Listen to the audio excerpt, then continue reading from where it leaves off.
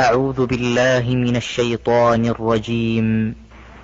يوم ينفخ في الصور ونحشر المجرمين يومئذ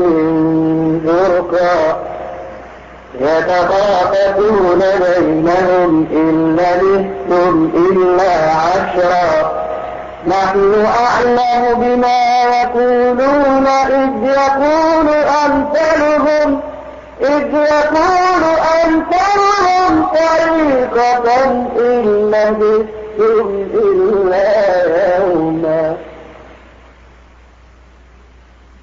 يسألونك عن الجبال فقل ينسفها ربي نسفا فيذرها قاعا صفصفا لا ترى فيها عوجا ولا أمتا يومئذ يتبعون الداعي لا عوج له وخشعت الأصوات للرحمن فلا تسمع إلا همسا يومئذ لا تنفع الشفاعة إلا من أذن له الرحمن ورضي له قولا يعلم ما بين أيديهم وما خلفهم ولا يحيطون به علما وعنت الوجوه للحي القيوم وقد خاب من حمل ظلما ومن يعمل من الصالحات وهو مؤمن فلا يخاف ظلما ولا هضما وكذلك أنزلناه قرآنا عربيا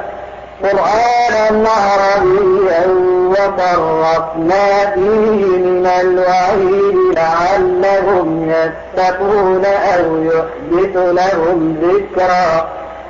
فتعالى الله الملك الحق ولا تعجل بالقرآن من قبل أن يقضى إليك وحيه وقل رب زدني علما قد عهدنا إلى آدم من قبل فنسي ولم نجد له عزما وإذ قلنا للملائكة اسجدوا لآدم فسجدوا إلا إبليس أبى فقلنا يا آدم إن هذا عدو لك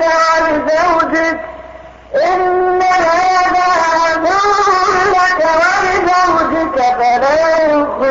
يخرجنكما من الجنة فتشقى إن لك ألا تجوع فيها ولا تعرى وأنك لا تظمأ فيها ولا تضحى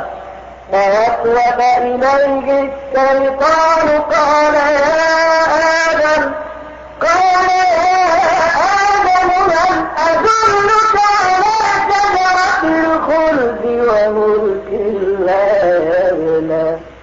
أكلا منها فبدت لهما سوآتهما وطفقا يخصفان عليهما من ورق الجنة وعصى آدم ربه فغوى ثم اجتباه ربه فتاب عليه وهدى قال اهبطا منها جميعا بعضكم لبعض عدو فإما يأتينكم مني هدى فمن اتبع هداي فلا يضل ولا يشقى ومن أعرض عن ذكري فإن له معيشة ضنكا ونحشره يوم القيامة أعمى قال رب لم حشرتني أعمى وقد كنت بصيرا قال كذلك أتتك آياتنا فنسيتها وكذلك اليوم تنسى وكذلك نجزي من أسرف ولم يؤمن بآيات ربه ولعذاب الآخرة أشد وأبقى أفلم يهد لهم كم أهلكنا قبلهم من القرون يمشون في مساكنهم إن في ذلك لآيات لأولي النهى ولولا كلمة سبقت من ربك لكان لزاما وأجل مسمى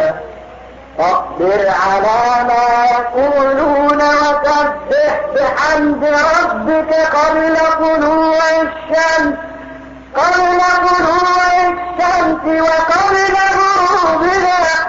وقبل غروبها ومن آلاء الليل فسبح وأطراف النهار لعلك ترضى ولا تمدن عينيك إلى ما متعنا به أزواجا منهم زهرة الحياة الدنيا لنفتنهم فيه ورزق ربك خير وأبقى وأمر أهلك بالصلاة واصطبر عليها لا نسألك رزقا نحن نرزقك والعاقبة للتقوى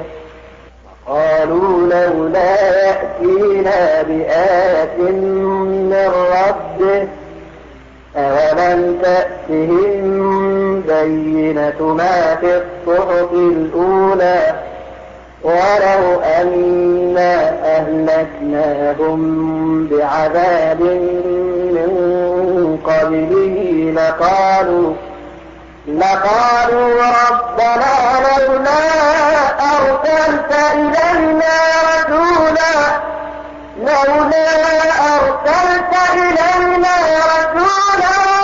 فنتبع آياتك من قبل أن نذل ونخزى قل كل متربص فتربصوا فتعلمون من أصحاب الصراط السوي ومن اهتدى